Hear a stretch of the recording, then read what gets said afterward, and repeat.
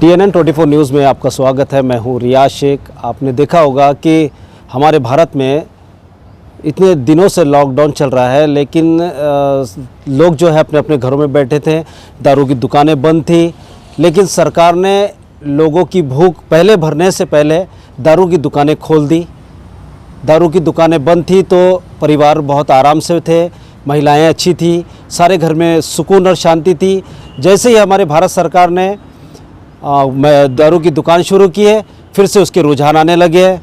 लेकिन नागपुर में मैं NMC के तुकाराम जी मुंडे को धन्यवाद देता हूं, जिन्होंने नागपुर में अनुमति नहीं दी, इसलिए नागपुर में कोई रुझान हमें नहीं दिखाई दिया दारू पीने वालों के।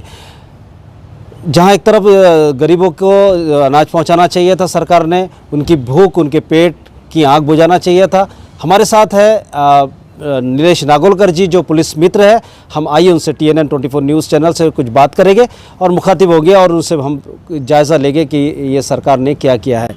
सर, आपका TNN 24 न्यूज़ नमस्ते, धन्यवाद। TNN 24 न्यूज़ में बहुत बहुत स्वागत। धन्यवाद। क्या कहेंगे सर, आपने सरकार ने जहाँ एक तरफ लोगों की घरों तक अनाज पहुँचाना चाहिए था, लॉकडाउन में फंसे लोगों को अपने घर पहुँचाना चाहिए था, लेकिन सरकार ने सबसे पहले दारू की दुकानें खोल दी। सरकार ने जो निर्णय लिया है ये बहुत ही निंदनीय निर्णय है, क्योंकि आज लोगों को दारू की ज़रूरत नहीं है और ना ही दारू हमारे जीवन का एक अविभाज्य अंग है। जहाँ लोगों को आज खाना पहुँचाना चाहिए, लोगों को ज़रूरत की चीज़ें पहुँचाना चाहिए, वहाँ सरकार सिर्फ अपने फ़ायदे के लिए जो कि महसूल की बात करती है कि हमें बहुत नुकसान हो रहा है।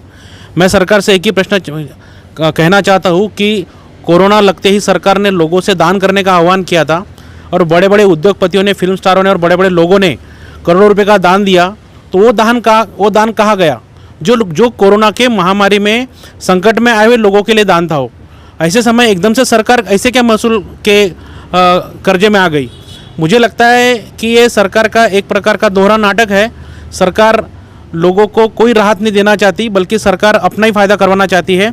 दारू कोई जरिया नहीं है लोगों को महसूल तैयार करने के लिए दारू क्योंकि आज दारू बंद होने की वजह से कई परिवार जो दारू पीने के दारू अपना आदमी पीता है उसके वजह त्रस्त थे, वो उस परिवार में 45 दिन में दारू का कोई अंश नहीं मिला।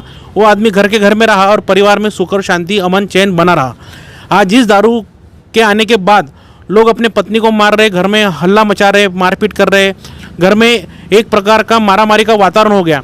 जो औरतों ने थोड़ा सा पैसा बचा कर रखा था ऐसे संकट में अनाज लाने के लिए, वो सब पैसा घर के ये दारू पीने वाले लोग लूट रहे, खचोट रहे। महाराष्ट्र में ऐसे 3 घटनाएं हो गई है जहाँ पे ऐसे दारू वाले लोगों ने अपने पत्नी को मारपीट डाला है। मैं सरकार से एक ही विनंती करूँगा कि महसूल कमाने के लिए दारू को लाना ये कोई पर्याय नहीं है और ये दारू की व्यवस्था पूरी तरह बंद कर देनी चाहिए। साथ ही सरकार ने और एक निर्णय लिया है कि दारू के दुकानें के बाहर लोगों की गर्दी नहीं होना चाहिए, इसलिए पुलिसों का पुलिस प्रोटेक्शन दे। महाराष्ट्र की पुलिस या देश की पुलिस ऑलरेडी कोरोना के जंग से परेशान है और ऐसे समय अगर पुलिसों को ही उसके पीछे लगा दिया जाए तो ये चोर को छोड़ने वाली बात हो जाएगी।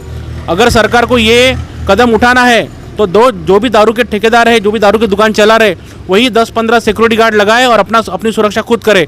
और जो दुकानदार ऐसा नहीं कर सकते उनको दुकान खोलने की अनुमति ना दी जाए।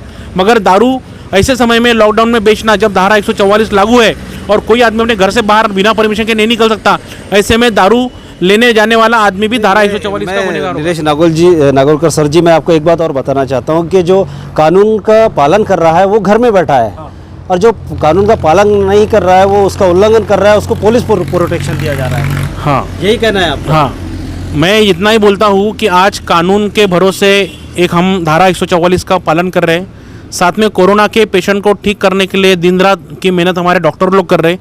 आज हमारे सामने ये 2 देवदूत है जो कोरोना को प्रतिबंधित करने में लगे हुए हैं, और एक तरफ सरकार इन लोगों का फ़ायदा छोड़कर, इन लोगों की मेहनत को ताक में रखकर दारू वालों का फ़ायदा सोच रही है, खुद का फ़ायदा सोच रही है।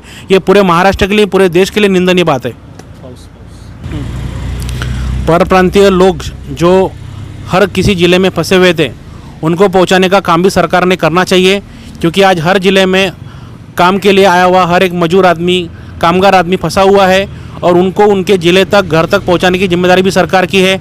ऐसे में सरकार अगर अपनी जिम्मेदारी नकार रही है, जो ट्रेन का भाड़ा नहीं देने को तैयार है, ये भी एक बहुत बुरी बात है, क्योंकि आज हर लोग आपातकाल में फंसे हैं। लॉकडाउन का निर्णय सरकार का था, इसलिए हर आदमी को सुरक्षित जगह पे पहुंचाने का निर्णय भी सरकार ने लेना चाहिए, और वो भी निःशुल्क, फ्री ऑफ कॉस्ट। बिल्कुल, सरकार कोई भी हो अपनी जिम्मेदारी से कभी हट नहीं सकती।